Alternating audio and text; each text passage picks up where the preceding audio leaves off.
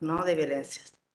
Yo tengo una frase como para comenzar la reflexión con ustedes, que es una frase de Bourdieu, que dice que la posibilidad de cambiar la sociedad depende de la calidad y la pertinencia de las prácticas generadas por las distintas formas de intervención en ella. Es una frase que parece un trabalenguas, pero la traigo en el sentido de pensar cómo evaluamos qué es calidad y qué es pertinencia de una práctica, ¿no? Para intervenir sobre un conflicto o una violencia. Otra frase, como para entrar en tema, es de un psicoanalista de la escuela argentina, institucionalista, que es Fernando Ulloa, lo deben conocer, que nos da como un marco de cómo es la vida en sociedad, ¿no? Él dice, fue bastante después que un día se me hizo claro, diré con carácter sustantivo, la crueldad. También, como la ternura, una producción sociocultural y antitética, ambas contemporáneas. Esta frase también la traigo a la reflexión justamente para empezar a introducirnos en lo que es la dimensión de la subjetividad, ¿no? Entonces, digamos, hay una producción sociocultural de cultura, una producción sociocultural de la crueldad, ¿no? En nuestra cultura, y también lo que plantea el autor, la posibilidad de la institución de la ternura, que sería la solución, digamos, desde este autor, ¿no? Entonces, en la producción de la subjetividad tenemos ambas cosas.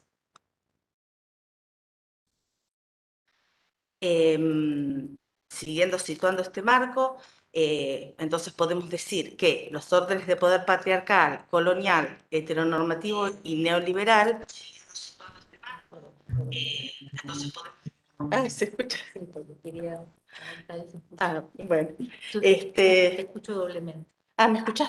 Sí, se escucha bien. Ahí nos ¿Se están escucha bien? aportando, nos están aportando que se escucha bien. Sí, Bueno, perfecto.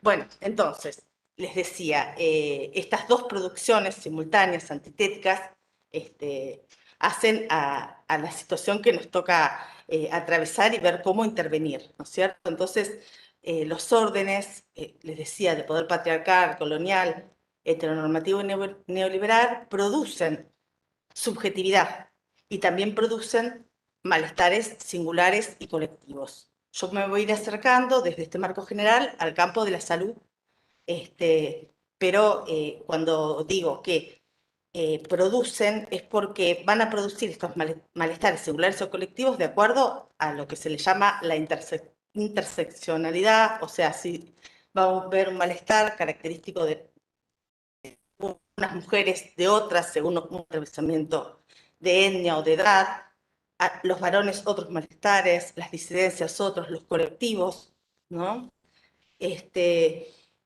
En la medida que autoras, por ejemplo, como Ana María Fernández, hablan de una multiplicidad de relaciones jerárquicas que se establecen en la sociedad, que van a las diferencias que tenemos entre todos, porque somos todos, todas diferentes, se le van sumando la jerarquización, ¿no? De unos más que otros, y eso es lo que va produciendo malestares y violencias.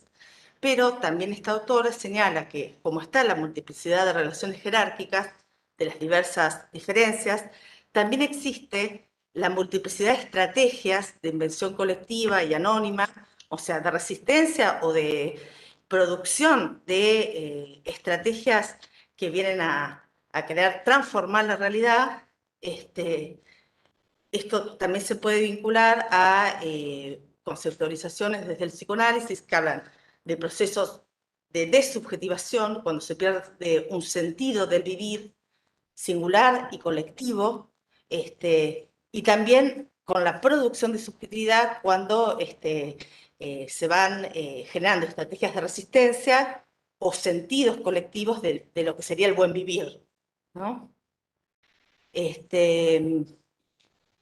Así como tenemos estos órdenes de poder, esta producción de crueldad, también tenemos en nuestro momento sociohistórico fuerzas que están enmarcadas en lo que es la emancipación, como pueden ser los movimientos sociales feministas, de los colectivos LGTBIQ. También había consignado lo que es todo lo que hoy se está avanzando en política de cuidado. Se habló al comienzo de la pandemia del sanitarismo feminista, eso es algo que conceptualizó Deborah Tager, diciendo que el abordaje sanitario que se estaba haciendo en relación a la pandemia contemplaba estos atravesamientos por diferencias, que se necesitaban diferentes cosas para las mujeres que para los varones, respecto a la crisis de cuidado que significaba, también la necesidad de reforzar todo lo que era el abordaje de las violencias por razones de género, porque el cuidarse en las casas no siempre para muchas personas era el lugar más seguro, ¿no? Bueno, acá la filmina que sirve, no sé si son fanáticos, yo soy, me gustan mucho los redonditos, entonces siempre trato de que estén en las presentaciones. Vivir solo cuesta, viene a cuenta de que estos problemas que estamos mencionando tienen que ver con la producción también de privilegios. Entonces, hay una psicoanalista que deben muchos conocer, que es Silvia Bleichmar, que dice que lo que obtura la posibilidad de identificación con el sufrimiento del otro es la pérdida de la noción de conjunto. Entonces, ella habla de una noción que se llama campo del semejante, que permite distinguir lo que es el ejercicio de poder de los hegemónicos de la psicopatología, porque a veces se piensa que, bueno, que hizo tal cosa cruenta es porque es loco, o porque tiene un problema, una enfermedad. No, sino que es una producción cultural de subjetividades de privilegio, donde los semejantes de esa subjetividad privilegiada son los que son iguales a él, a ella, a esa personalidad esa subjetividad, perdón, hegemónica, y les otros diferentes son objetos. Siempre da un ejemplo, una colega de que un varón puede ser muy buen amigo de una mujer, pero cuando esa mujer estoy hablando de un varón eh, que responde al modelo de masculinidad hegemónica, ¿no es cierto? Ese mismo varón que puede traer un trato hacia una amiga, cambia ese trato si esa mujer es su pareja, ¿no? Porque ya no es considerada igual, semejante.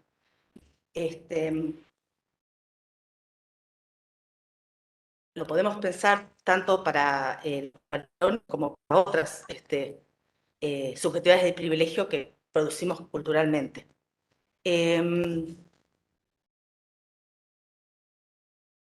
Acá traigo una frase de esta misma autora. No sé si alcanzan a ver lo que dice la pancarta de la foto. No sé si lo leen en el Power.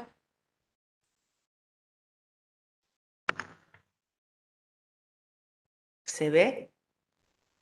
A ver si alguien Ahí dice. hay un dedo delante. Sí, Dice, se se lee lee bien. Perfecto, Vale, gracias. bueno, esa foto a mí me emociona, ¿no? Porque dice, porque soy trans, porque soy docente, porque estoy oprimida, pero ya no soy víctima, me organizo y lucho, ¿no? Y acá, bueno, lo que plantea la autora, que la traigo a cuento porque nos interesa pensar las legalidades, ¿no? Las legalidades del contrato social, de cómo es vivir entre todos, ¿no? Que va más allá de la legalidad, de la justicia, digamos, ¿no? Entonces, como dice, ¿no? Que la política es la inserción del sujeto en la cosa pública y es el modo con el cual cobra sentido la acción individual, cuando se trata de no instalarse en el marco de lo instituido, sino de asumir la posibilidad de autonomía de la que nos habla Castoriadis, que habla digamos, de la posibilidad de las personas y los pueblos de decidir cómo quiere vivir, a esa autonomía refiere, ¿no? Y eso sería la cosa pública.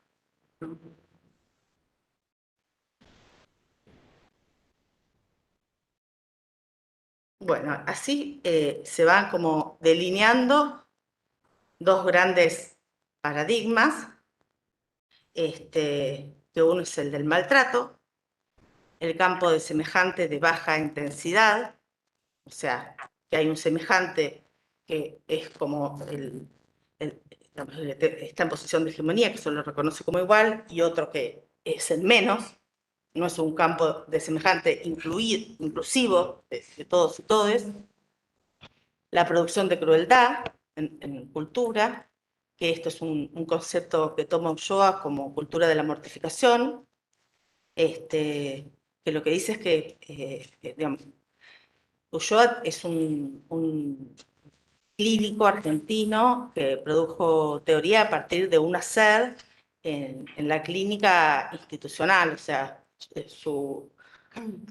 donde intervenía era con instituciones, ¿no? Entonces él decía que notaba malestares institucionales que tenían que ver con esto que llamó la cultura de la mortificación, que era, lo describía como, bueno, decía el mal humor o el humor del carajo, decía él, o una posición de mucha queja, pero sin posibilidad de las instituciones de generar transformaciones, y además caracterizaba que había como un entramado relacional entre las personas que se necesitaban mutuamente para funcionar a partir del maltrato, o sea, se movían en la acción, en su hacer institucional a partir del maltrato de otro, ¿no? Entonces, bueno, por eso esto lo podemos englobar en lo que sería el paradigma del maltrato, ¿no? En la sociedad. Digamos, contrarrestando esto, o como tratamiento, el buen trato, ¿no? Y ahí está esta conceptualización que se adelantaba antes, que es la institución de la ternura. O sea, la institución, hay que generar un proceso de institucionalización de la ternura, no es que esté dado, así como se produce crueldad socialmente, se produce, se instituye ternura.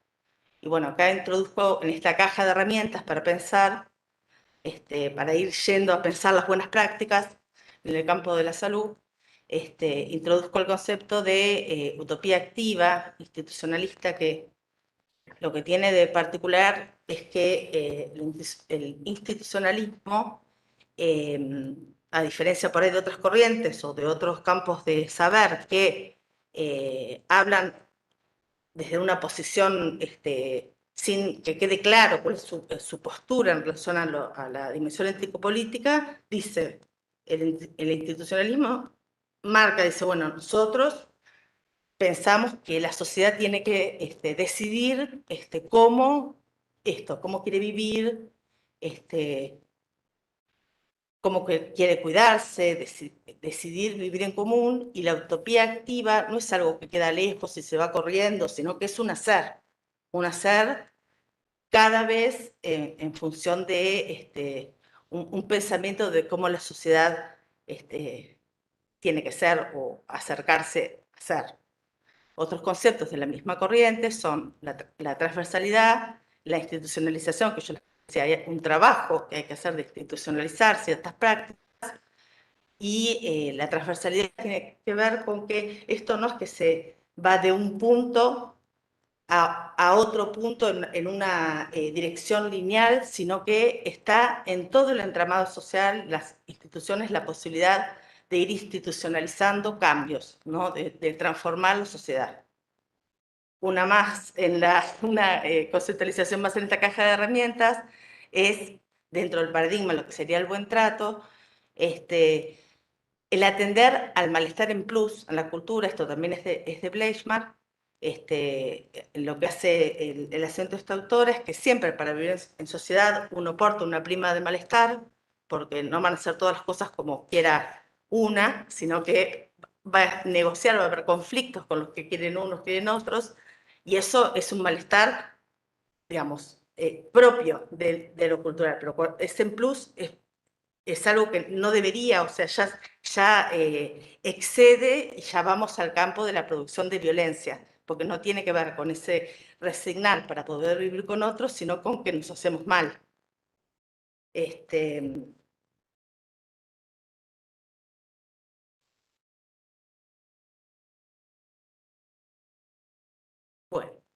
voy llegando, no sé cómo estoy con el tiempo. 20 minutos, casi 25, y no sé. Bueno, entonces voy más. ¿Vas bien? Sí, voy bien, Bueno, muy bien, perfecto. porque faltan unas filminas.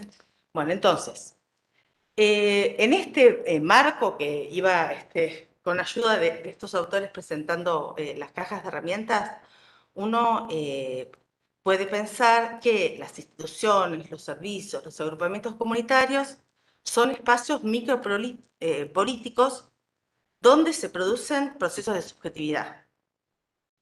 Entonces, en las relaciones sociales al interior del sistema o las relaciones del sistema de salud con la población, se produce subjetividad en ese encuentro. O sea, desde el modo de escuchar y mirar al otro o al otro puede cambiar el circuito de la violencia simbólica.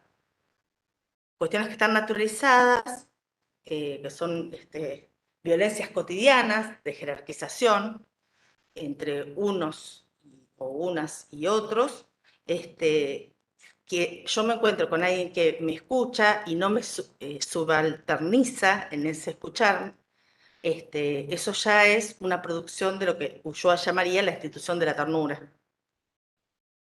Pero además, si estamos nosotros ocupando un espacio de lo estatal, ¿no? de un servicio para la comunidad, para lo poblacional, para los grupos poblacionales, que no haya ese alojamiento, produce un sufrimiento particular que tiene que ver con el desamparo, porque no es que hay una relación en donde no estoy bien, es en quien yo deposito que vaya a darme un cuidado, el que me produce un sufrimiento por desamparo.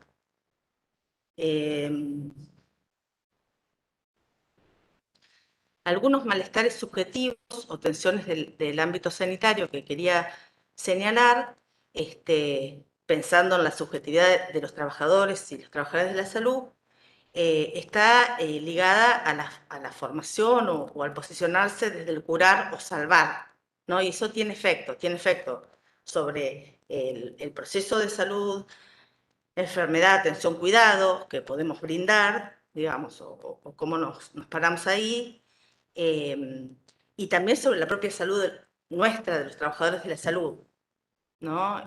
A veces aparecen vivencias de trabajar mal, porque se piensa que, bueno, desde esa posición de curar y salvar se va a poder resolver todo, y desde esa omnipotencia también se pasa del otro lado, digamos, la otra cara está la impotencia.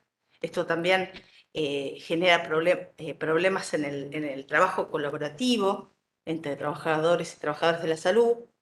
A veces se arman cuestiones de rispideces desde esta subjetividad del curar y salvar entre nosotros y ellos, entre disciplinas, entre saberes, ¿no?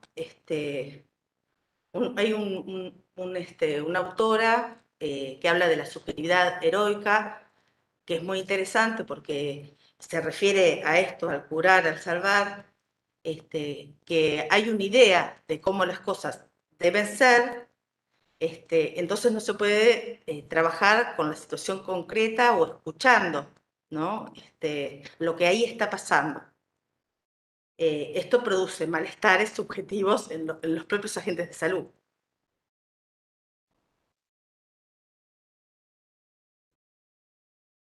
Lo que se va a plantear desde esta idea, me voy acercando a esto, a reflexionar sobre qué es una buena práctica en salud, es que para poder producir un trabajo colaborativo interdisciplinar,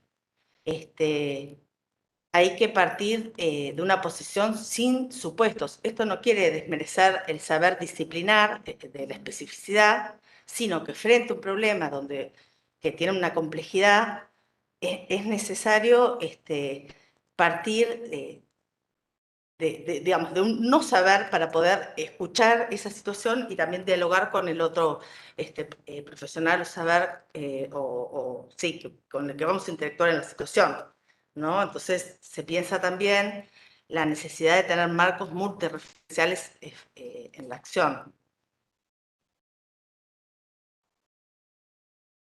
otras cuestiones que podemos señalar es que muchas veces cuando se investiga en relación a qué sería una buena práctica, se va a preguntarle a los actores sociales y después con eso se arma un modo de respuesta. Y sigue siendo externo el enfoque, que es diferente de avanzar en un enfoque de derechos participativo intersectorial, donde se construya las soluciones a los problemas con el otro. Yo pensaba en investigación, por ejemplo, cuando se estudian sobre niñeces, adolescencias, cómo juega la mirada adultocéntrica y la importancia de darle la voz, ¿no? a la misma población o grupo poblacional para pensar su salud.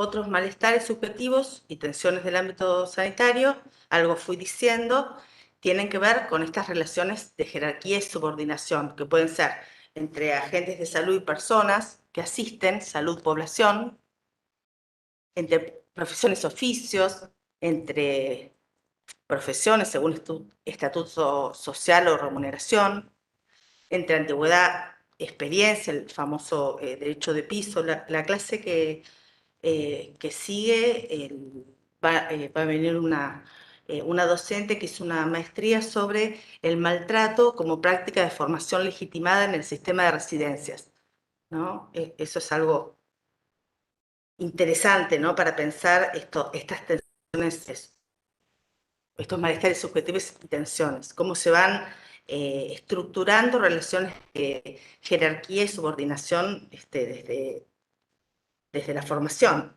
¿no? Bueno, malestares subjetivos, grupales, conflictos laborales, en la medida que no hay no tengamos un miramiento hacia nuestra propia salud, la salud de los y las trabajadores de la salud, o que no haya respuestas institucionales, legalidades, la dimensión ético-política en la cultura, eso puede, si no media esta acción, puede ser causalidad tanto de vulneración de derechos, de reproducción o producción de violencias. ¿Mm? Esto no quiere decir, cuando hablamos, por ejemplo, de la institución de la ternura o de buen trato, que no haya conflictos en las instituciones. O sea, de hecho, los conflictos animan a las instituciones.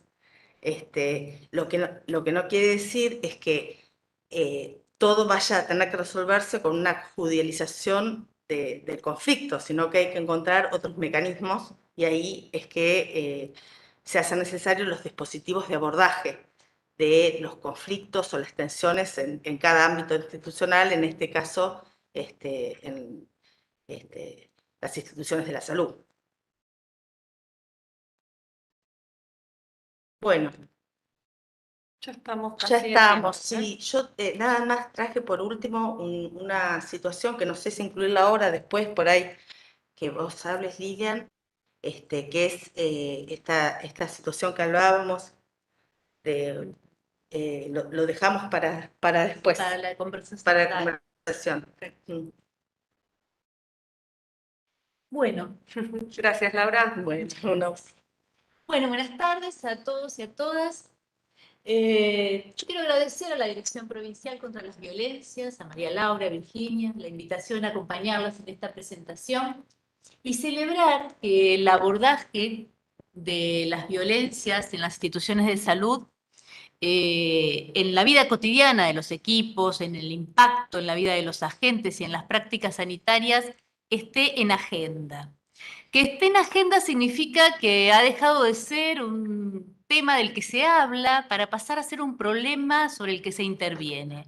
Y se interviene formando parte de una política pública. Así esto es un avance y es algo a celebrar. Sobre las violencias en las instituciones de salud se habla con frecuencia desde hace muchos años y se enfoca este problema de distintos ángulos.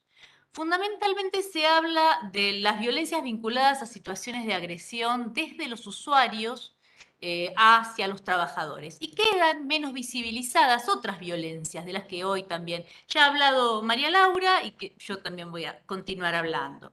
Podemos pensar entonces las violencias en tres ejes. Las violencias de los usuarios sobre las instituciones de salud, las que se ejercen desde las instituciones sobre los usuarios y la violencia entre los trabajadores. A los fines de ordenar la conversación, yo voy a empezar mencionando estas violencias que nos vienen desde afuera, que aparecen episódicamente en los medios de comunicación, muchas veces de manera espectacular, con imágenes que nos muestran a usuarios ejerciendo violencia en la guardia de un hospital, en un servicio, hasta pegándole a un trabajador. Estas situaciones tienen como una primera reacción la indignación de la gente, de quien ve esas imágenes, y obviamente el dolor y la preocupación de los trabajadores. Y generan intervenciones de distinto orden. En las instituciones generan distintas intervenciones. Algunas de ellas, y las más comunes, son intervenciones orientadas por la lógica del control. Entonces, ¿qué se piensa cuando suceden estas situaciones? Se piensa en soluciones que apuntan a profundizar o aumentar la intervención policial, la guardia policial, colocar cámaras de seguridad, poner rejas. Es cierto que estas medidas tienen algún efecto, tienen los mismos efectos que tienen en la sociedad. Digamos, de alguna manera minimizar las consecuencias graves, disuadir, pero al igual que en la sociedad no resuelven los problemas. Otra mirada posible es la que intenta explicar estos fenómenos de violencia a través de, remitiéndolos o a través de pensarlos como son situaciones que tienen que ver con la violencia que atraviesa a la sociedad en general. Es cierto, estos dos son enfoques posibles y son los más comunes. Otra manera de pensarla es analizando la cultura institucional, analizando los modos de organización del trabajo en las instituciones de salud, empezando por revisar nuestras prácticas cotidianas, las de todos los trabajadores y trabajadoras. En esta revisión de las prácticas cotidianas, probablemente encontremos muchos indicadores que nos sirven para entender en alguna medida el porqué de estas situaciones de violencia. Y en este punto me parece muy gráfico recorrer el hospital, recorrer los centros de salud, prestando atención, por ejemplo, a la existencia o no de señalética, de los carteles que indican dónde están las cosas y por dónde se circula, o los carteles que encontramos en las puertas y en las ventanas de los hospitales y los centros de salud. ¿Quién no ha visto alguna vez un cartel grande que dice no golpee, espere?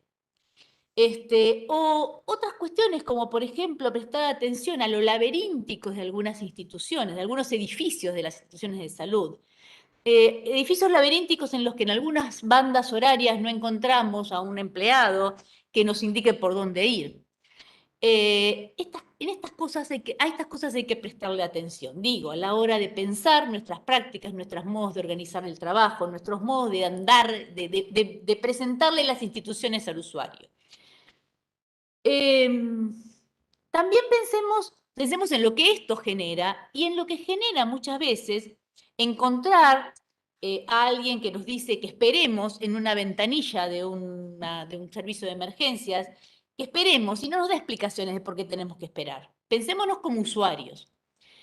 O que cuando da explicaciones pierde de vista el vínculo entre el trabajador de la salud, entre cualquier trabajador del Estado y el usuario, se trata de una relación de poder. Se trata de una relación en que se ponen en juego saberes. Hay un saber disciplinar o un saber técnico de quien atiende al paciente o al usuario y un saber del usuario, en nuestro caso, sobre su padecimiento. Los pacientes llegan al hospital con hipótesis acerca de por qué padecen. Dicen, a mí me pasa esto desde tal día y me parece que es por tal razón. De hecho, por ejemplo, quienes trabajamos en salud mental, una de las preguntas que hacemos es ¿a qué atribuye eso que le pasa? Y los pacientes siempre tienen o por lo general tienen una respuesta para dar. Bien, se trata de saberes. Y en esto me parece importante resaltar que una cosa es que en este encuentro es pensar esto como un encuentro de saberes, y otra cosa es pensar que el saber lo tenemos nosotros, y del otro lado tenemos a una persona a la que interrogamos. Es un clásico. ¿Qué hacen los profesionales? Interrogan a los pacientes. Es una palabra horrible, interrogar a los pacientes. Bien. Estos saberes muchas veces se interrogan para completar una planilla, para completar un protocolo, para arribar a un diagnóstico, armar un plan terapéutico, cuestiones necesarias, obviamente. Pero esto es necesario, pero no suficiente. No es lo mismo interrogar que escuchar. Por otro lado, también me parece importante señalar que en la relación entre el trabajador y el usuario hay una asimetría. Mario Rovere dice algo que me parece, lo dijo creo que en la primera clase de este curso. La violencia se da entre desiguales. Me parece una frase cortita y que sintetiza esto que quiero decir. Esta simetría nos exige a los trabajadores ser cuidadosos con las respuestas que damos, con el tono de nuestras respuestas. Alguien que se altera porque no entiende lo que le queremos explicar o que se enoja porque no lo atendemos con la premura que está esperando, no podemos responderle en los mismos términos en los que recibimos su demanda, porque nuestro rol es de garantes de un derecho como trabajadores de Estado. Somos garantes del derecho a la salud y podrá molestarnos que nos digan algunas cosas, pero no estamos, esta asimetría hace que no podamos ponernos en el mismo lugar y responder en los mismos términos. Bien, probablemente en el auditorio muchos pensarán que esto es una exageración, pero bueno, quienes transitamos desde hace muchos años los hospitales hemos sido testigos y a veces protagonistas de estas situaciones. Otra cuestión que me parece que abona a estas respuestas insatisfactorias que damos a los usuarios del sistema y que a veces son generadoras de maltrato y ese maltrato produce hechos de violencia, es el funcionamiento fragmentario de las áreas y los servicios de las instituciones de salud y la autonomía con la que algunos trabajadores ejercen sus profesiones, herencia de la tradición liberal de muchas profesiones de la salud. Voy a ejemplificar rápidamente esto. Un paciente va al servicio de clínica con una dolencia. De ahí el servicio de clínica lo deriva al de gastroenterología y le dice, vaya a gastroenterología. Sin mediar un llamado telefónico, a veces ni siquiera un papel que diga por qué lo manda. Y así los pacientes andan boyando de servicio en servicio y andan boyando, dicho así en criollo, de hospital en hospital, sin encontrar respuestas. Esto tiene que ver con el funcionamiento fragmentario de las instituciones de salud, que por supuesto se replica al interior de las instituciones entre las áreas y los servicios. Y la autonomía a la que me refiero, tiene que ver con que muchas veces, y esto es aplicable básicamente a los profesionales, muchos profesionales todavía siguen pensando que es posible ir al hospital a atender a sus pacientes y al modo de la clínica a la que uno llega, se encuentra con un listado, llama a los pacientes, los atiende y cuando termina de atenderlos se va. Y eso es trabajar en el hospital. Bueno, muchos dirán, eso no, en mi hospital no es así, nosotros no trabajamos de esa manera. Estoy absolutamente de acuerdo. No estoy diciendo que todo funcione así porque sería terrible. Afortunadamente, el sistema de salud funciona y funciona con gente que lo piensa de otra manera. Y también con trabajadores que lo piensan así. Bueno, ahora, tenemos que ver, preguntarnos si esa es la manera de pensar el trabajo en el hospital.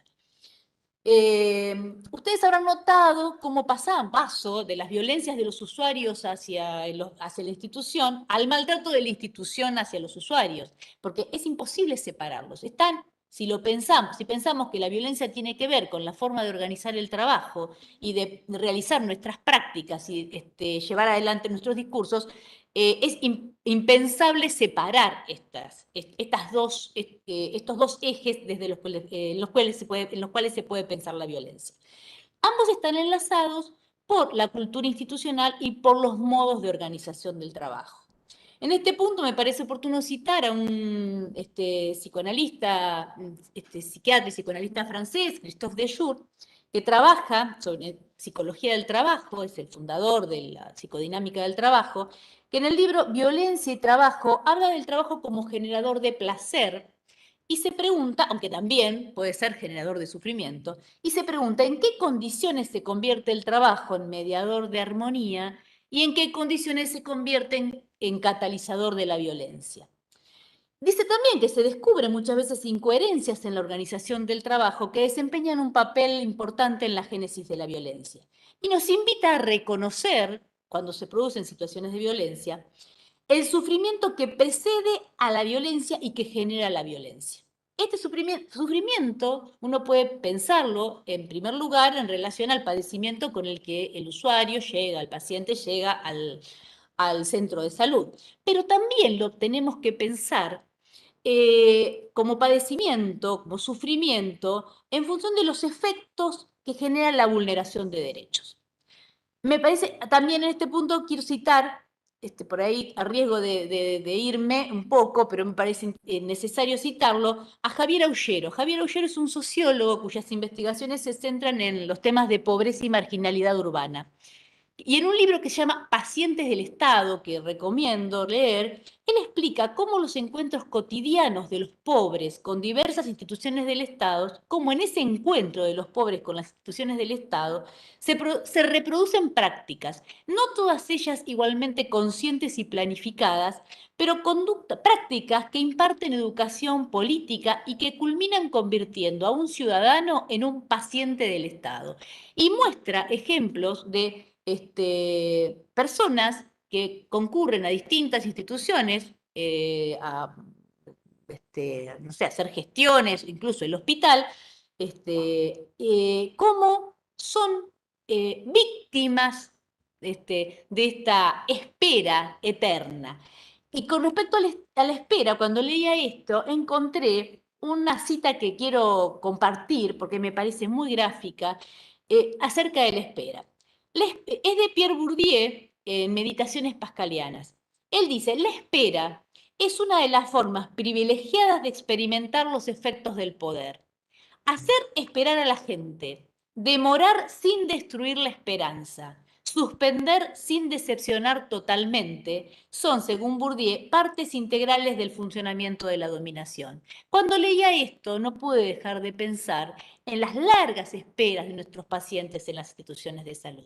Y pensar en esto es esperar sin destruir la esperanza ni decepcionar totalmente, porque todos sabemos que tarde o temprano nos van a atender, pero hay que esperar. Y recordaba comentarios escuchados en mi recorrido por el hospital, en un hospital en el que trabajaste hace unos años, frases que escuché en la sala de espera y frases más graves, esto aún, que escuché en boca de trabajadores de salud del área que se dan los turnos. Personas que esperan y dicen en la sala de espera, y bueno, hay que esperar, es el hospital público. Eso es feo escucharlo. Ahora, es grave cuando eso mismo lo escuché en un empleado que daba los turnos, en una época en que se hacían largas colas. Eso ya no sucede tanto como antes, creo. Pero hubo una época, todos en la pacientes iban a la madrugada y pasaban la noche esperando para entrar al hospital. Y a las 6 o 7 de la mañana se abría la ventanilla, se empezaban a dar turnos hasta que a las 8 o a las 7:30 un empleado decía, se acabaron los turnos. Entonces, en la cola quedaba un montón de gente que había pasado la noche sin recibir turno. Y yo escuché decir a un empleado, decirle a estos pacientes, bueno, es un hospital público, hay que esperar. Bueno, digo, a esto me refiero con revisar prácticas, reflexionar sobre lo que hacemos. Y quiero hacer una aclaración.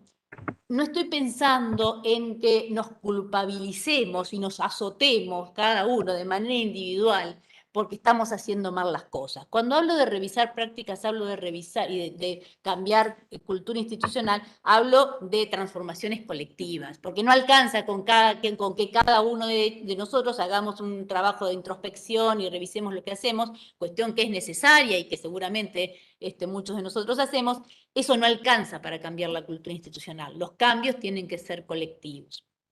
Bien, ahora voy a volver, dije que era a riesgo de irme, entonces voy a volver a lo que Christophe Dejour nos dice acerca de ¿qué tenemos que reconocer a la hora de encontrarnos en una situación de violencia? Él decía, el sufrimiento, tenemos que apuntar a tratar de ver el sufrimiento que precede y genera violencia, y también dice que tenemos que reconocer que cuando surge la violencia, siempre lo hace dentro de una lógica de defensa del sufrimiento. Cuando aparece la violencia es una estrategia en defensa del sufrimiento.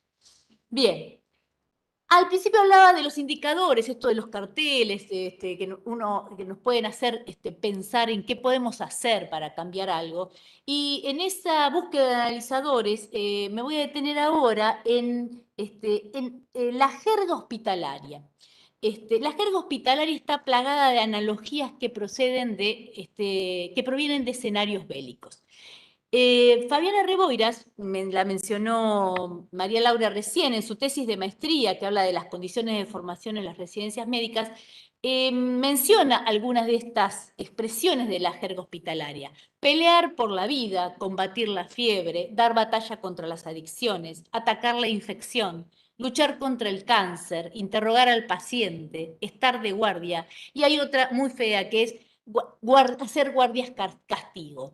Acá seguramente en el auditorio habrá residentes o exresidentes, pero si no, para los que no han pasado por han hecho ese recorrido, les digo que es una guardia castigo.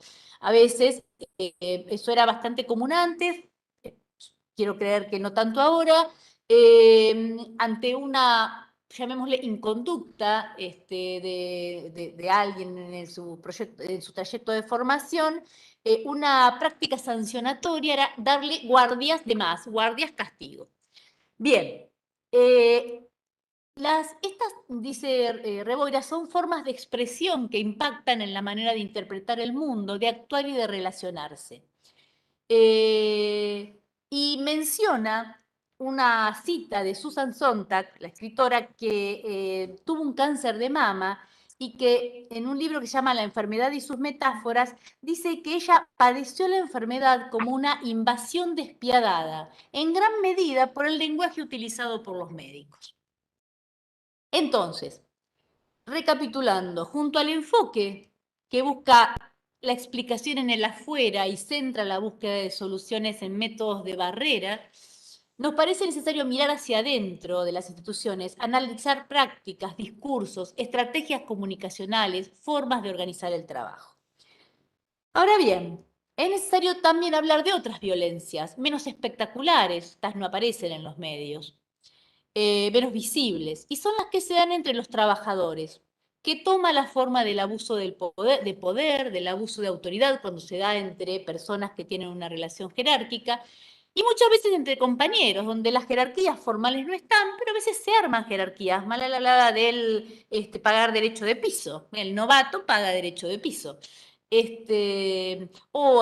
Marcadas por el tiempo que hace que se realice una tarea, bueno, y el que llegó después es a veces víctima de algún maltrato. Muchas veces esa violencia toma la forma de la violencia de género, muchas veces.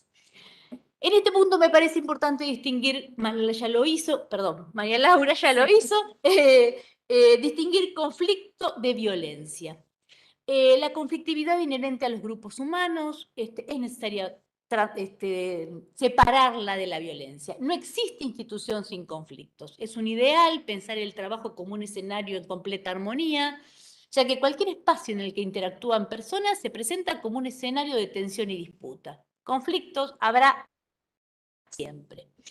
Miriam Blosco, una psicóloga que es docente, investigadora de la Universidad de Lanús y coordinadora del programa Salud, Subjetividad y Trabajo, dice que algunas veces los modos particulares en que se organiza el trabajo parecen funcionar como factores desestructurantes de la subjetividad y generadores de violencia.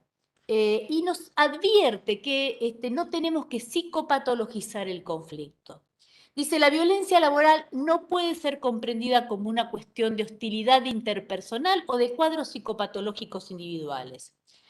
Esto me parece muy importante porque también es bastante común que en las instituciones de salud, cuando hay un conflicto o cuando hay una situación de violencia, haya una tendencia a identificar a quien denuncia o a quien dice ser víctima o identificar victimarios y mandarlos a salud mental, lo voy a decir sencillamente.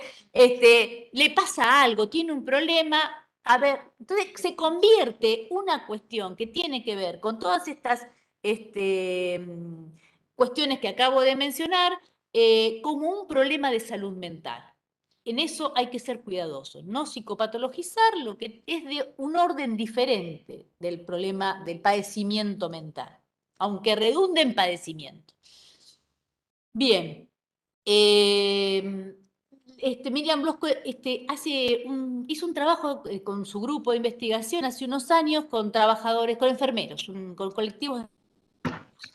Y dice que analizando la producción que llevan adelante en ese trabajo, dice que parecen prevalecer ciertas modalidades de estructuración del lazo entre trabajadores que toman la forma de la competencia, la rivalidad, las habladurías y el boicot. Y a partir de las entrevistas que realizaron, pueden conjeturar que un modo que tienen los colectivos, estos colectivos de enfermeros con los que trabajaron, de estructurar sus vínculos, toma la forma de lo que ella llama estrategias colectivas de alianza por exclusión. Estas se constituyen en función de diversos criterios. Por ejemplo, excluir al que no se amolda al modo consensuado de realizar una tarea. Generar subgrupos. A todos les va a resultar conocido la rivalidad entre los nuevos y los viejos, los becarios y los de planta, los que hacen franquistas o franqueros y los que trabajan durante la semana.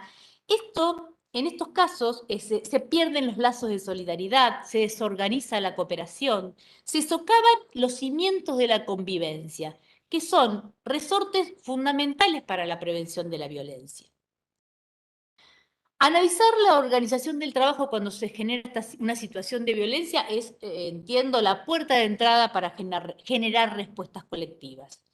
Al principio hablaba de la necesidad de mirar hacia adentro, revisar prácticas y discursos. Ante una situación de violencia en un equipo de trabajo, en un servicio, en un área, también es necesario revisar prácticas y discursos que permitan descentrarnos de una lectura que posicione a los trabajadores en el lugar de víctimas y victimarios y a los que los rodean como testigos, a veces mudos, a veces testigos que toleran o que banalizan algunas situaciones. En los casos de violencia de género es bastante común esto de banalizar, decir, bueno, no es para tanto, no es tan grave, no quiso decir eso que interpretó ella, la compañera, o algo también grave.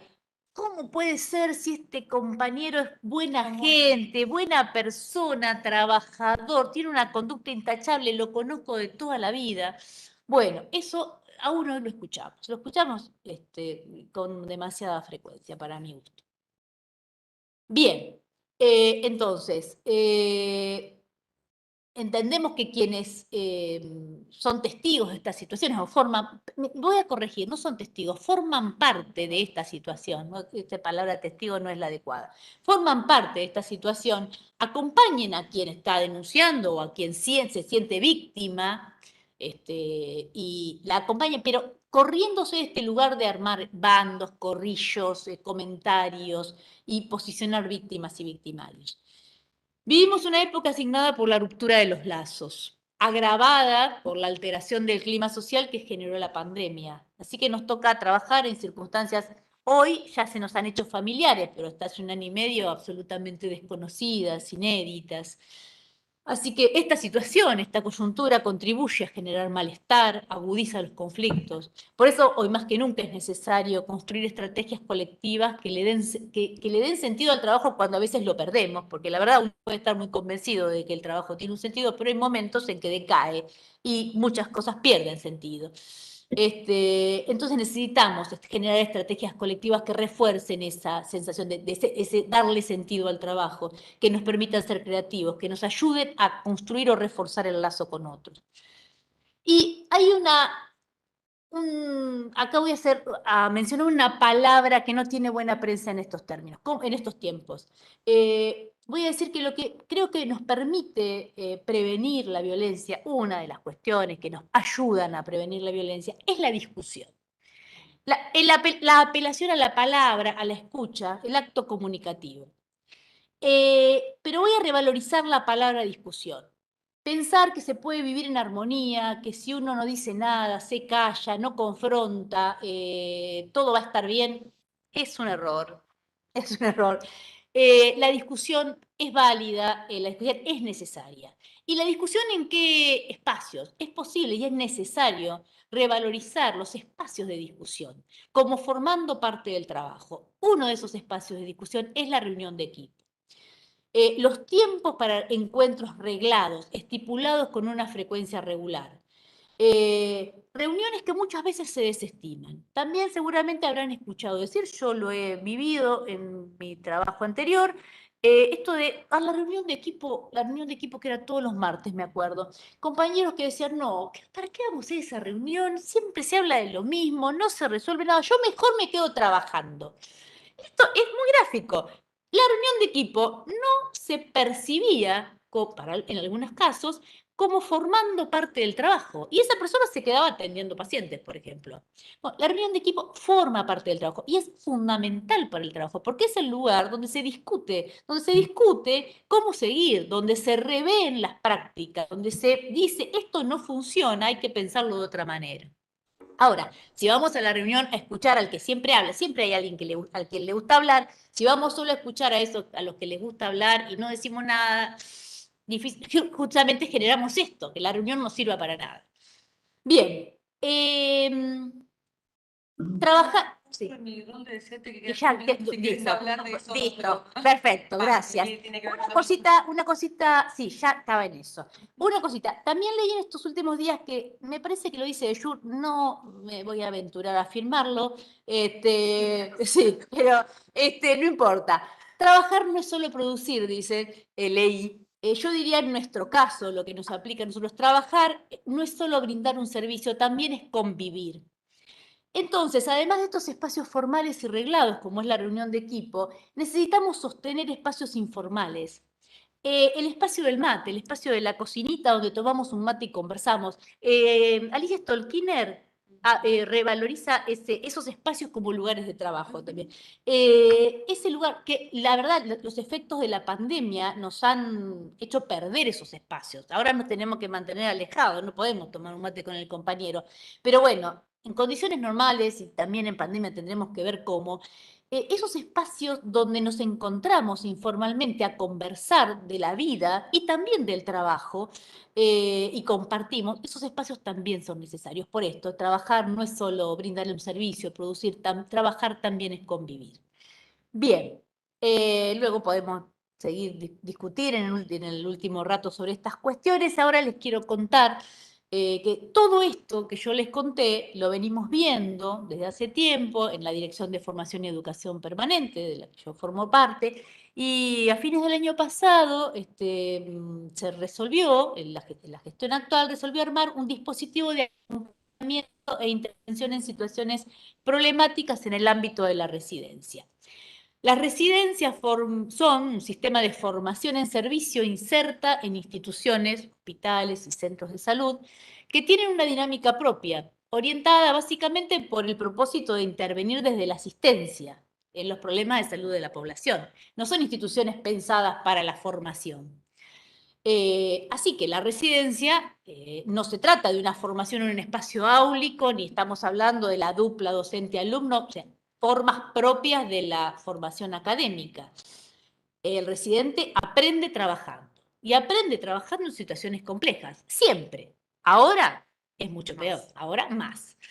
La consecuencia de la vida de los usuarios del sistema de salud repercute de la consecuencia de las tensiones propias de un dispositivo de formación, en el que la toma de decisiones sobre la vida, la salud de la población, está en manos de quien se está formando muchas veces, repercute de una manera peculiar en la vida de los residentes y en los intercambios entre los residentes. ¿Por qué se pensó en este dispositivo? Nosotros veníamos evidenciando que había muchas situaciones que se producían en la residencia vinculadas en principio a la adquisición de competencias. La formación de residente está organizada a partir de un programa donde se establecen las competencias que se deben adquirir en determinados trayectos formativos a los fines de lograr un perfil, alcanzar un perfil que también está plasmado de antemano en ese en ese programa de residencias un perfil de satisfacción, de respuesta a las necesidades de salud de la población. Lo que muchas veces, en muchas ocasiones veíamos es que estas competencias no eran adquiridas, no son adquiridas en los tiempos en los que a veces los docentes o los integrantes de los servicios esperan. Y eso genera distintos tipos de respuestas en los servicios. Y muchas veces, si bien existe un sistema de evaluación del residente, muchas veces esas dificultades en los trayectos formativos de los residentes no son plasmados en esos instrumentos de evaluación.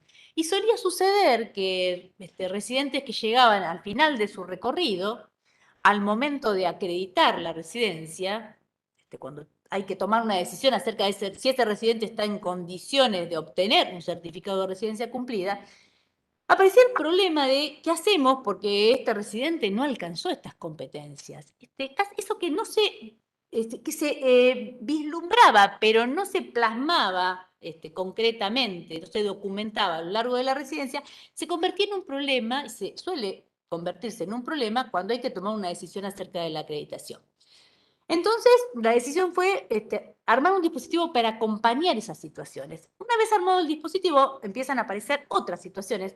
Todos sabemos que la generación de oferta, o sea, cuando uno ofrece, se genera demanda. Entonces empiezan a aparecer esas situaciones vinculadas a los trayectos formativos, las dificultades en la formación, a otras atravesadas por todo esto que mencionamos, que María Laura y yo mencionamos, la violencia, las cuestiones relacionadas con las jerarquías. Fíjense, los residentes forman parte de estos dispositivos de salud, forman parte del servicio de salud y tienen una estructura propia, pero además forman parte de la estructura del hospital, o sea, tienen un jefe de residentes, un instructor, un jefe de servicio, están todos los docentes naturales, que son los integrantes del servicio, un jefe por encima, un jefe de docencia e investigación, la dirección del hospital. Hay toda una estructura jerárquica, bueno, que uno tiene que, con la que se las tiene que arreglar. Bien, ¿qué puede ser? Generador de procesos formativos absolutamente saludables, pero también puede ser generador de situaciones de maltrato. En estas situaciones, bueno, con estas situaciones de maltrato y estas dificultades en la adquisición, en los trayectos formativos venimos trabajando, tratando de, digamos, de construir este dispositivo, discutiendo, digamos, cuáles son los avances y los retrocesos que vamos teniendo y cuáles son las cosas que tenemos que ir modificando y trabajando, intentando trabajar no solo en la situación, cuando la situación compleja se presenta, sino tratando de pensar con todos los actores, todos estos que mencioné, estrategias que permitan anticiparse a la aparición del conflicto. Una de estas formas de pensar estrategias que permitan la anticipación, con la que empezamos a trabajar con instructores de cirugía. Cirugía es una residencia donde se presentan muchas situaciones complejas. Es un trabajo con los instructores, un trabajo con los referentes disciplinares y los instructores, referentes disciplinares de nuestra dirección, nosotras, los instructores, para tratar de desnaturalizar algunas prácticas y algunas conductas. Voy a dar un ejemplo y con esto termino. Por ejemplo, de naturalización de prácticas en el ámbito de la residencia. Entrar a trabajar a las 5 o 6 de la mañana para que a las 8 de la mañana se realicen todas las curaciones y los pacientes estén en condiciones para hacer el pase de sal. Este trabajo, uno podría pensar, bueno, lo hace todo el servicio, lo hacen todos los residentes. No, es un trabajo asignado al residente de primer año. Entonces, esto, cuando intentamos discutirlo, muchas veces podemos discutirlo como una práctica que hay que revisar y modificar, pero otras veces nos encontramos con la naturalización. Esto es así, siempre fue así. lo instituido como muy difícil de conmover. Esto siempre fue así. Cuando esté en segundo voy a dejar de hacerlo, entonces no me quejo porque lo va a hacer otro. Bueno, esto es imprescindible.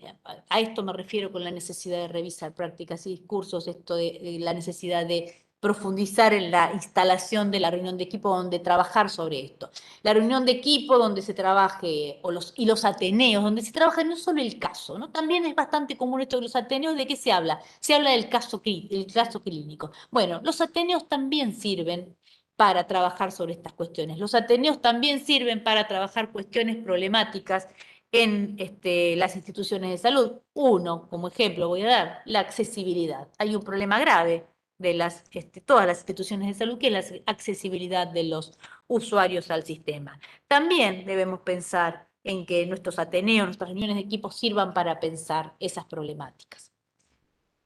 Y si tengo 2 minutos, digo otra cosita. Bueno, una sola cosa que recordaba cuando armaba esta clase, esta parte de la clase, que escuché en una clase el año pasado, en un curso de gestión, donde un docente terminó la clase diciendo: ¿qué instituciones queremos? ¿Queremos instituciones de salud que curen, o queremos instituciones de salud que curen pero también cuiden? Me encantó esa pregunta. Y a partir de esa pregunta, les voy a leer una pequeña viñeta eh, de un texto de Pascal Molinier, que es una psicóloga social que trabaja sobre ética del cuidado. Yo estoy convencida de que necesitamos instituciones que curen y que cuiden, perdón.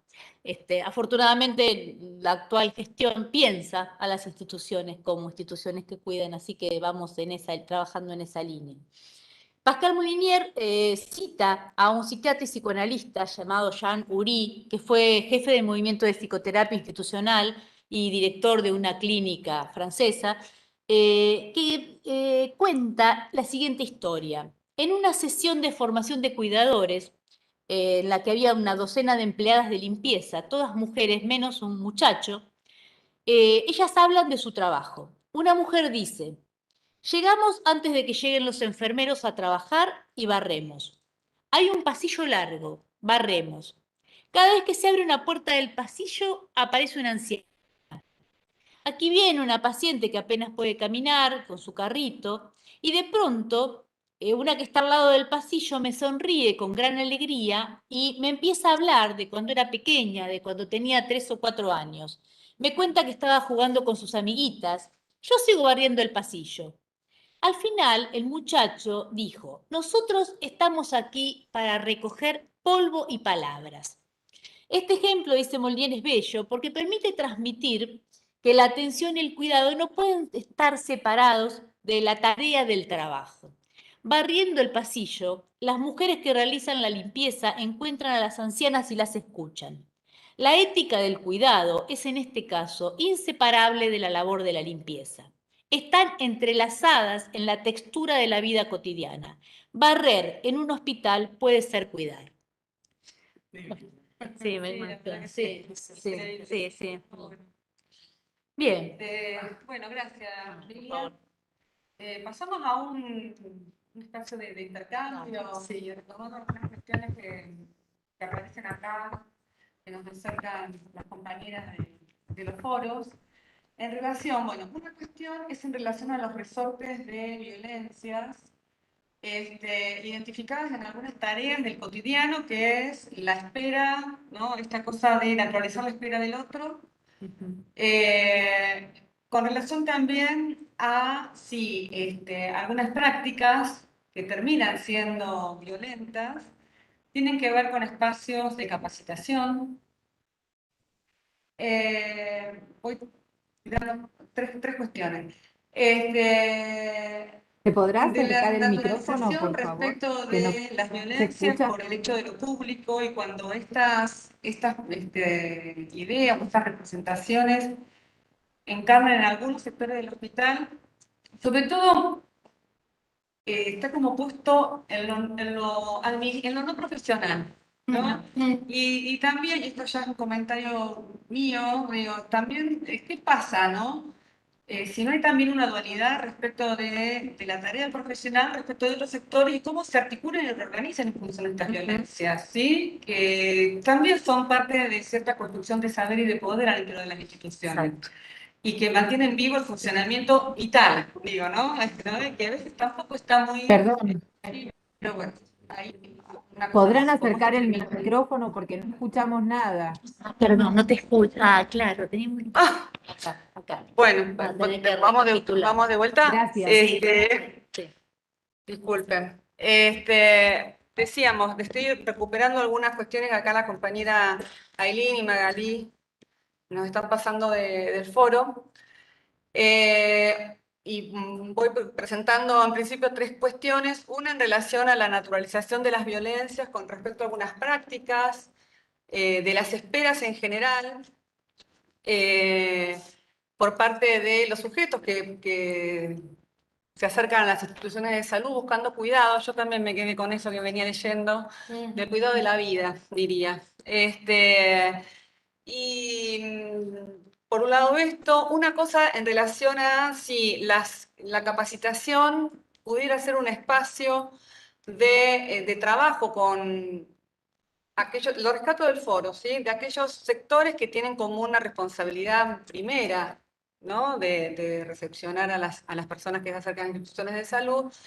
Y por otro lado, yo pregunto si también no se da cierta polaridad respecto de la distribución de saberes y esta cosa de que está depositada en algún sector, y sobre todo en el sector profesional, desplaza otros saberes que parecen que son de otro orden, de sectores que también ejercen hay un ejercicio de poder y que tiene que ver básicamente con un funcionamiento nodal de las instituciones sanitarias y que también se reagrupan para poder ofrecer resistencias y formas de lucha, digamos, y que a veces están desplazados de los espacios. Entonces, bueno, eso introduzco como una reflexión para intercambiar acá con los compañeros. Sí. ¿Quieres comentar algo de la capacitación?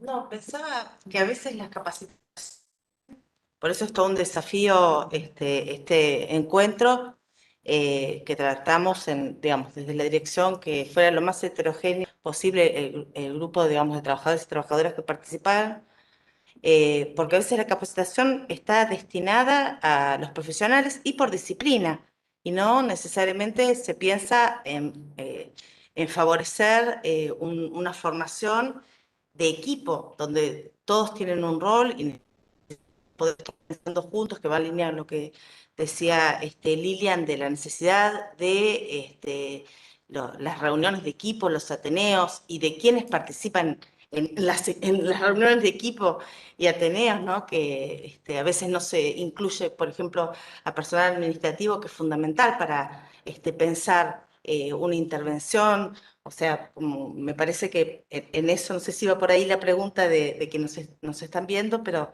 esa jerarquización produce violencia, no solo entre digamos, saberes dentro del hospital, sino respecto a los usuarios también, ¿no? Sí, cuando Virginia hace este comentario, recordé dos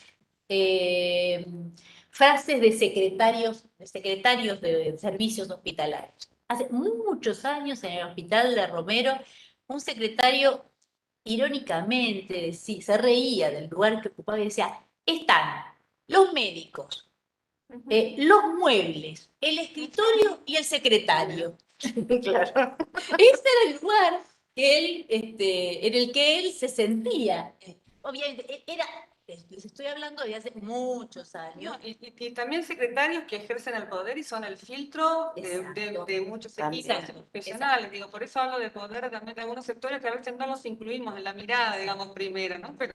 Porque bastante, por ejemplo, bueno, y pensaba en otro secretario, un secretario de emergencia, de un servicio de emergencias, que tiene una mirada, digamos, digamos, que seguramente si estuviera acá diría cosas muy interesantes, que dice, a los pacientes los atendemos entre todos. Cuando uno pregunta, ¿quién te atiende en el hospital? Se piensa en el médico, o en el psicólogo, el trabajador social, el profesional. Pero a los pacientes los atendemos entre todos, porque ¿qué pasa? ¿Quién recibe a un paciente? ¿Cuál es la cara del hospital? ¿Quién recibe? ¿El que da el turno? El de la ventanilla, el cuidador hospitalario, el empleado de informes que dice por dónde ir, y en la guardia, que es el lugar donde es más común que se produzcan estas situaciones complejas, el secretario. Y a veces está armado, volviendo a la organización del trabajo, a veces está armado el trabajo de esta manera. El secretario filtra, el secretario pone la cara, y según el rasgo del secretario, filtra de una manera o de otra, y también a veces se establecen vínculos entre profesionales y administrativos, en este caso el que, mira, fíjate bien lo que me mandás, no me vas a despertar a las 4 de la mañana por una pavada. Entonces, el secretario, no es fácil, hay que convivir, trabajar también es convivir, Sí. entonces es Sí, complicado. también pensaba en la formación disciplinar, que a veces a ciertas formaciones ya se les enseña como en una función auxiliar de otras. Sí, totalmente. Entonces, por ejemplo, yo estoy como docente en la Tecnicatura de Acompañante Terapéutico y es todo un trabajo que puedan pensar, construir su rol sin pensarse desde el vamos, desde su propia formación, como un auxiliar o un subordinado del psicólogo que es quien va a saber qué hacer y ellos van a responder lo que el psicólogo diga, por ejemplo, ¿no? Como que es todo un tema el poder construir la interdisciplina y el intersaber sobre una situación emergente o de conflicto si no se está pudiendo pensar en equipo, como que a veces la interdisciplina es más como una frase vacía, pero en la práctica es muy difícil con estos juegos de jerarquías y subordinaciones que se produzca realmente un trabajo colaborativo de pensamiento en común sobre un tema. Y a veces una mirada de alguien que tiene otra formación o un oficio o el que barre Sí. sobre la problemática de una persona es mucho más aguda en lo que compartió, en lo que vio, en lo que pudo sentir, que otro profesional que por ahí tiene mucha herramienta pero no la pescó. Exacto. Cuando pensamos en las reuniones de equipo, también me parece que hay que desnaturalizar. ¿Qué es el equipo? Exactamente. A ver, ¿cuántos podrán decir, si preguntamos, donde la reunión de equipo efectivamente sucede regularmente, ¿quiénes participan de la reunión de equipo? ¿Participan el secretario? ¿Participa el enfermero o la enfermera? ¿Participan todos los integrantes del área, del sector?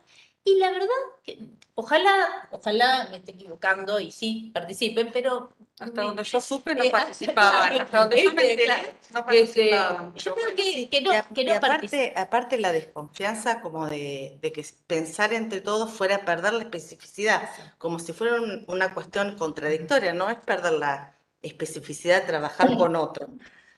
Ni hablar de la participación de los y las enfermeras, que son quienes, esto las enfermeras y los enfermeros lo dicen siempre, los que sabemos lo que le pasa al paciente somos nosotros, son los que están cotidianamente.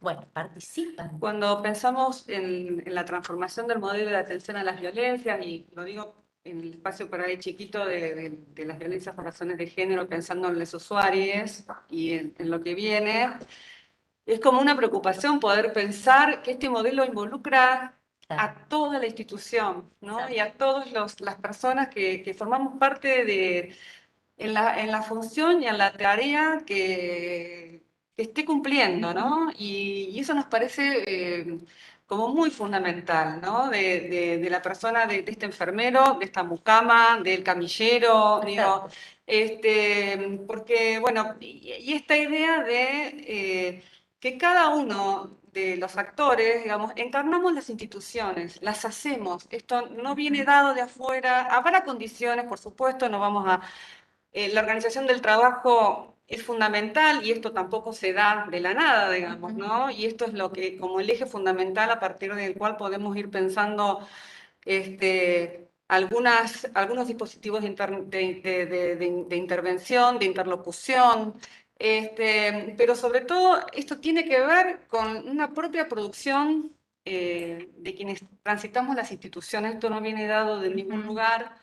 Desde ya los encuadres, los lineamientos, la política pública, y bueno, me parece que en este sentido es un gran momento para empezar a darle visibilidad a estas cuestiones, pero en este sentido, porque hay unas preguntas recurrentes en términos de las experiencias de residentes, por un lado, un comentario tiene que ver con cómo se... pensé que me decía, cómo se considera, quién está mirando los abusos respecto de esta delegación de responsabilidad en los residentes, ¿sí? De tareas que por ahí son de otros sectores, ¿sí? O por lo menos de personal de planta. Y si... Para acá me perdí con el chat. Y esta sobrecarga que se produce, sobre todo en los horarios donde, y esto un paréntesis que hago yo, las instituciones parecieran ser que tienen como una doble, fueran por lo menos dos instituciones, ¿no? El horario del diurno y el horario nocturno. Hay como entonces, bueno, particularmente hay una pregunta que tiene que ver con esa sobrecarga, con esa responsabilidad, quién podría visualizar, quién supervisa, quién visualiza, quién pone en evidencia, quién pone a trabajar, ¿sí? Esto aparece acá. Bien. Este es un problema histórico sobre el que esta gestión está trabajando. Esto de la sobrecarga. Entiendo que se trata de la sobrecarga del trabajo de los residentes, que es una queja recurrente en la residencia, a partir del no cumplimiento de las responsabilidades de los profesionales de planta. Es algo sobre lo que se está trabajando de manera conjunta desde esta dirección y desde la dirección que tiene, digamos, de la cual dependen los profesionales de planta, que no es la dirección de formación y educación permanente. Es un trabajo conjunto. Y este dispositivo en el que estamos, yo les comenté, en el que estamos trabajando, justamente trata de visibilizar esas situaciones e intervenir en aquellas situaciones en las que aparece el problema, con la idea de armar estrategias para que no sea necesario ir a intervenir cada vez, sino que en el marco del hospital esas estrategias se puedan construir. Sí, yo pensaba que, digamos, se está institucionalizando, ¿no? Sobre estas situaciones que son históricas, se están institucionalizando respuestas, como puede ser el dispositivo que comentaba Lilian, y los trabajos que lleva en adelante la dirección provincial, pero en realidad es algo, esto, digamos, histórico. Yo he tenido oportunidad, bueno, hemos sido compañeras con Lilian hace mucho tiempo, de respuestas a demandas que nos hacían en la facultad de residentes por malestares propios de la residencia, que bueno, como una respuesta autogestiva de los espacios de residencia, llamaban a la facultad para intervenir sobre estas situaciones. Ustedes van a encontrar uno de los materiales que están en este módulo, tiene que ver con esas experiencias con residentes, ¿no? Donde parte de las problemáticas tenían que ver con esta sobrecarga laboral. Sí, también me parece que cuando esa sobrecarga, hay algo de la sobrecarga que tiene que ver con la coyuntura que nos toca, que es una sobrecarga que, digamos, de la que podemos hablar todos los trabajadores de la salud, los residentes, los de planta, bueno, algo de lo que no podemos escapar. Otra cosa es que la sobrecarga tenga que ver con el trabajo que no hace alguien que tendría que hacer. Los residentes tienen distintas instancias en las cuales pueden dar cuenta de esa sobrecarga. En principio, digamos, toda esta línea jerárquica que mencioné, que va desde su jefe de residentes, pasando por el jefe de servicio, docencia, la dirección del hospital.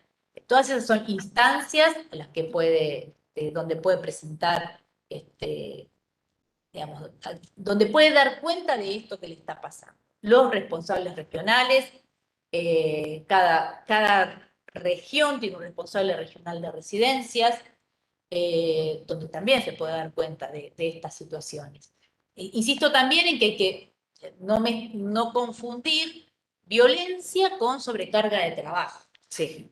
A veces pueden ir de la mano, se entrecruzan, pero no necesariamente, porque si no, de repente nos encontramos con que todo es Sí, violencia. que hoy hablábamos Claro. del problema, de que todo es violencia, todo es denunciable. Claro, claro. Esto, ¿no? De la... La sobrecarga de trabajo puede ir acompañada de violencia, puede ser solo algo absolutamente agotador, sobre todo cuando no es un trabajo compartido. ¿Sí? Es una cosa sencilla, ¿sí? Todos vamos para el mismo lado y todos le ponemos el mismo esfuerzo, es fácil de sobrellevar o relativamente fácil de sobrellevar. Ahora, si todo el trabajo lo hacen algunos y otros no, es algo complejo. Voy a introducir dos, ¿puede ser? Sí. Dos comentarios.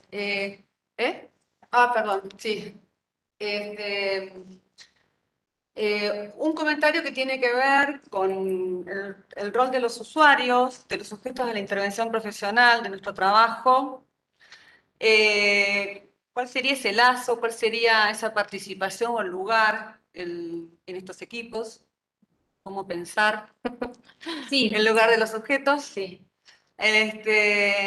Después, un comentario respecto de, bueno, que específicamente para un comentario, bueno, desde el trabajo social y tantos otros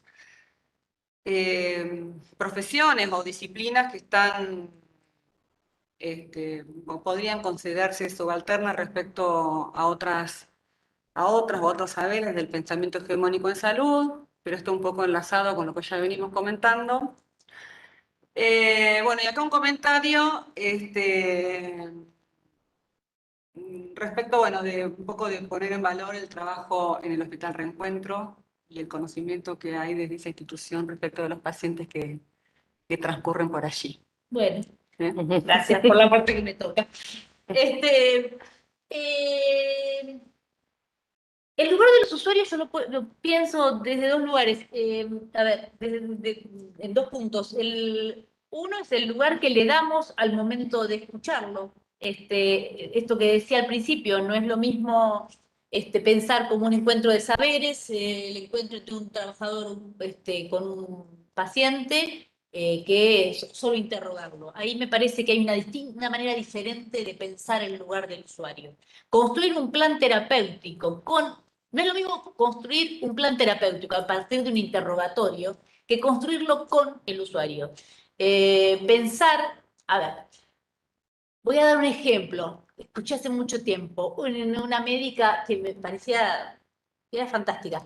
Ella le preguntaba, una médica de endocrinología, le preguntaba a los pacientes, a una paciente qué recibía, en ese momento había, no sé, un plan que entregaba alimentos, no me acuerdo.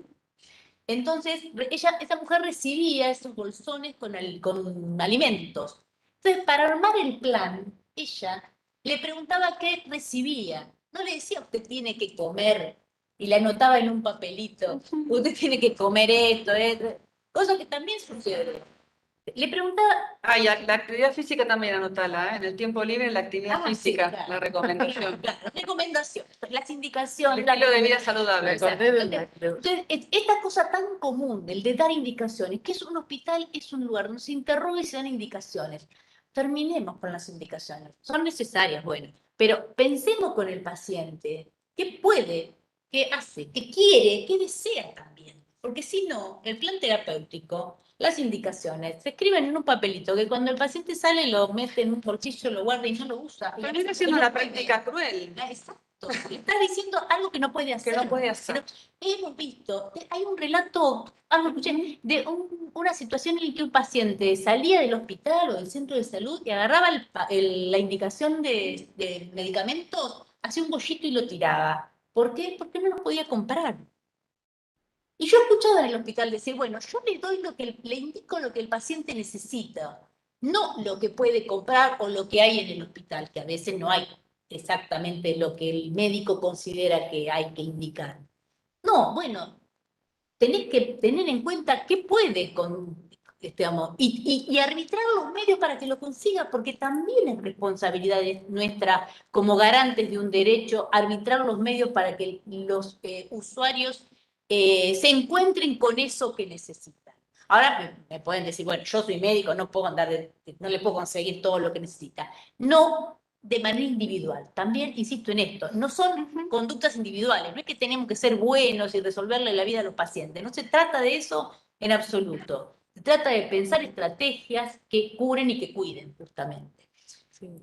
Y otra forma, y otra cuestión del lugar de los usuarios que es bastante, en salud mental es un poco más habitual, en otras disciplinas no tanto, es el darle un lugar a las asociaciones de usuarios. En salud mental existen y hay instituciones que tienen, en las que los usuarios tienen un lugar. Bueno, hay que pensar en organizaciones de usuarios que puedan llevar su voz al hospital, ir a decir que necesitan. Yo al respecto pensaba dos cosas también.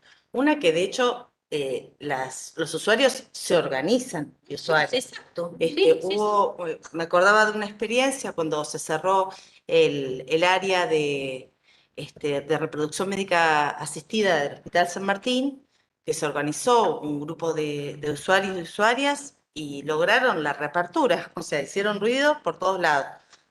Lo que se le dice, ¿no? La exigibilidad de derechos. Y después pensaba también en los dispositivos de abordaje de determinadas problemáticas, donde cuando el abordaje es grupal, es comunitario, es en territorio, el usuario tiene un lugar súper importante porque es parte, o sea, es parte de construir la intervención necesaria, o sea, con su voz, con su parecer, con su realidad. Muchas veces en el abordaje por ejemplo, de las violencias, los grupos de mutua ayuda son, digamos, muy como dispositivo, es excelente y ahí, digamos, ya ni la palabra usuario usuaria sería, ¿no? Son personas que participan de su propia atención y comparten los dispositivos con otros. El otro día hablábamos cómo llamar, ¿no? Personas, grupos poblacionales que... Yo lo de sujetos, bueno, siempre hay una discusión con cómo llamar, ¿no? ¿Cómo llamarlo? Claro. Sí, pensar, los usuarios se organizan. El problema es el lugar que nosotros le damos a esa organización. Ha habido toda una movida que no es de ahora, de la organización en función de bien sectorial en relación a conquistas, la organización de pacientes por enfermedad.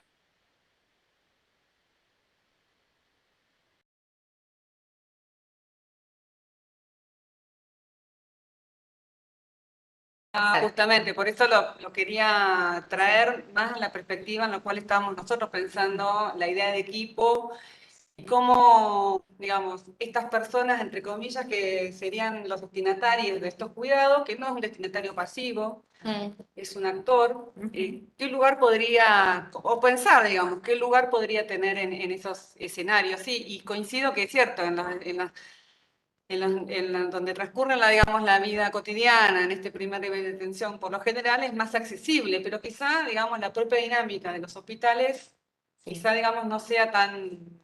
Pero bueno, quizá para pensarlo. Pregunta, ¿qué hago yo? Quizá una duda que sea también de algunas otras personas, es ¿qué sería un dispositivo de abordaje? ¿Qué es un dispositivo de abordaje? ¿De qué se trata esto? Yo lo pienso como un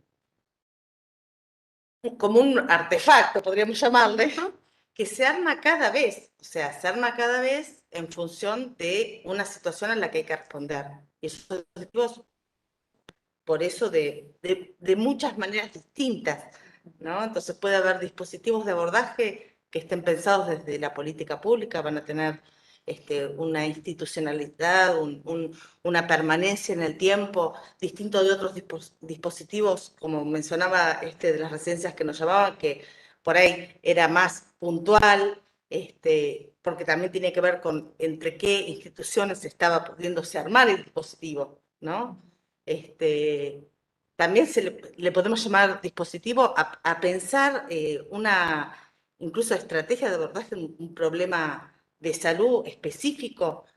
Digamos, es una palabra que usamos, o por lo menos tiene digamos, la propiedad de usarse para distintos armados de respuesta a un problema que Exacto. siempre es ese problema. Sí, yo lo pensaría como una herramienta, Mm. o como una serie de herramientas que Sí. nos sirven para pensar con otros un problema. Mm. Pensar con otros un problema, pensar con los pares y pensar las estrategias de resolución de esos problemas con, justamente con quienes se presentan como los actores que encarnan el problema.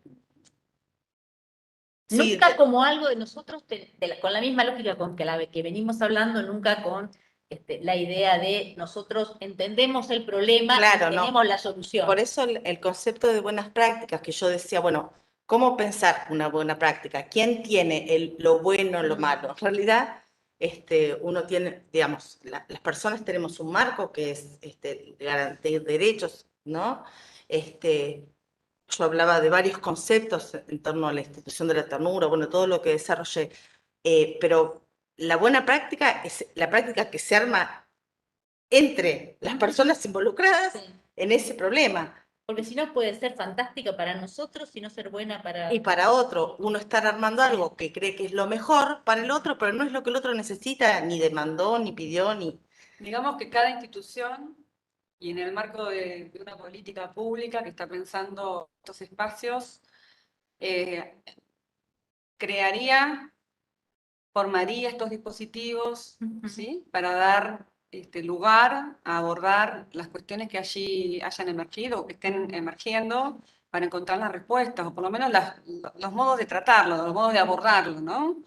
Para encauzar, digo bien. Sí. Y para buscar las causas. Para- Yo dice justamente, es necesario partir de la etiología y nunca apuntar a la, digamos, la forma de intervenir ante el síntoma. Exacto. De no intervenir sobre el síntoma, Exacto. sino buscar las causas. Está bien. Si no buscamos las causas, lo que hacemos es resolver el problema coyuntural, lo que sucede ahí, pero La vamos peloteando, sería. Sí. Yo me acordaba hoy, Lilian, cuando contabas de la médica endocrinóloga, de una experiencia en un centro de salud que habían tenido, digamos, la iniciativa de convocar a un grupo de mujeres desde el área de nutrición. Entonces, el grupo hablaban venían todas las semanas, nadie hablaba, o sea, no participaban en el grupo, no decían, se iban con la listita de todo lo que, como vos decías, que no podían comprar ni hacer. Bueno, no resultaba, nadie estaba mejor. Entonces, las profesionales nutricionistas dicen, no sabemos cómo hacer para que hablen, vamos a llamar a una trabajadora social y una psicóloga. Claro. Entonces, la trabajadora social y psicóloga que se suman, empiezan a preguntar cuestiones que no tenían que ver con la alimentación, o sea, del vivir. Bueno, cuestión que a partir de que empiezan a hablar del vivir, estas mujeres empiezan a hablar, ya la alimentación dejó de ser tan importante, empezó más importante hablar de todo el trabajo, digamos, seguían yendo aunque no hablaran, ni podrían bajar de peso o subir lo que necesitaran, o sea, no, porque necesitaban tener un espacio de encuentro con otras mujeres para hablar de la vida y de cómo vivían. Bueno, se fue transformando en que ya no se reunían, sino que salían a caminar. Otro día hicieron un mural, se organizaron para hacer un mural en la salita. Bueno, fue deviniendo un espacio de acompañamiento que hoy podríamos enmarcar en lo que se le llama una política de cuidado, que después, digamos, además se abordó lo nutricional. Exacto. ¿No? O sea, es algo que fue deviniendo con las usuarias, porque no sabía ni la nutricionista, ni la trabajadora social, ni la psicóloga. Era el encuentro que se fue logrando con las usuarias que finalmente se creó este dispositivo de abordaje, ¿no? Eso. recordaba. Bueno, ya estamos en el horario de No sé cierre. si hubo alguna pregunta más o... Estamos viendo, sí, traté de agrupar algunos comentarios en las intervenciones que hice, que les fui pasando. Hay referencias, por ejemplo, a las cuestiones de los espacios físicos también como modo de mostrar, ¿sí? El rol del Estado, cómo se piensa lo público y, bueno, que las condiciones sanitarias también pueden ser expresión de algunas violencias, ¿sí? Señalando, bueno, las faltas, ¿no? Limpieza, elementos de higiene y cuestiones que son como muy elementales. La importancia de distinguir las funciones de los espacios formales e informales. Creo que... Creo que no, acerca del trabajo social y otros saberes. No, creo que estamos más o menos con todos los comentarios y aportes. Bueno, no nos queda más que agradecerles a ustedes y a todas las compañeros, compañeras que están del otro lado siguiéndonos. Gracias por los comentarios, gracias por estar ahí, gracias compañeras, gracias también a Renata, a Aileen y a Magalí por estar también detrás atenta a esta comunicación, si no hubiera sido imposible. Y nos seguimos encontrando, bueno, de aquí a 15 días, ¿no? Con el Sí. próximo encuentro sincrónico. Creo que nos vamos pensando en muchas cosas y sobre todo con líneas para seguir encontrándonos y pensar, digamos, ¿no? Hay como un momento de apertura para ver cómo damos lugar a estos abordajes, ¿no? En cada una de las instituciones y sabiéndonos convocados desde muchos lugares, ¿no? Bueno, ¿estamos? Muchas gracias. Gracias, muchas gracias. a ustedes. Buenas tardes. Buenas tardes.